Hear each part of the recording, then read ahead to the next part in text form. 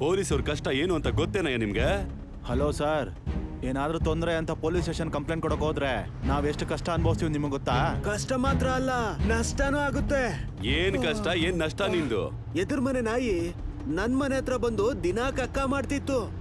ನಾನು ಕಟಾಕಿ ಅಂತ ಹೇಳ್ ನೋಡ್ದೆ. ಅವ್ರಂತೂ ಕೇಳಲೇ ಇಲ್ಲ. ಪೊಲೀಸ್ ಸ್ಟೇಷನ್ಗೆ ಹೋಗಿ ಕಂಪ್ಲೇಂಟ್ ಕೊಟ್ಟೆ. ಒಂದ್ ಪೇಪರ್ ಅಲ್ಲಿ ಮುಗಿಯೋ ಕಂಪ್ಲೇಂಟ್ಗೆ ಒಂದ್ ಬಂಡಲ್ ಪೇಪರ್ ತಗೊಂಬರದ್ ಕೇಳಿದ್ರು. ಒಂದು ಬಂಡಲ್ ಪೇಪರ್ ಅಲ್ದೆ ಜೊತೆಲಿ ಪೆನ್ನು ಪೆನ್ಸಿಲ್ ರಬ್ಬರ್ ಎಲ್ಲ ಕೇಳಿರ್ತಾರಲ್ಲ, ಲೈನ್ ಹಾಕೋದಕ್ ಸ್ಕೇಲು ಕೇಳಿದ್ರು, ಅದನ್ನು ಕೊಡಿಸ್ದೆ. ಕೊನೆಯದಾಗಿ ಕಂಪ್ಲೇಂಟ್ ತಗೊಂಡು ನಾನು ಹೇಳ್ ಕಳಿಸ್ತೀನಿ ಹೋಗಿ ಅಂತ ಹೇಳಿರ್ತಾರಲ್ಲ. ಕರೆಕ್ಟ್ ಆಗಿ ಹೇಳಿದ್ರಿ.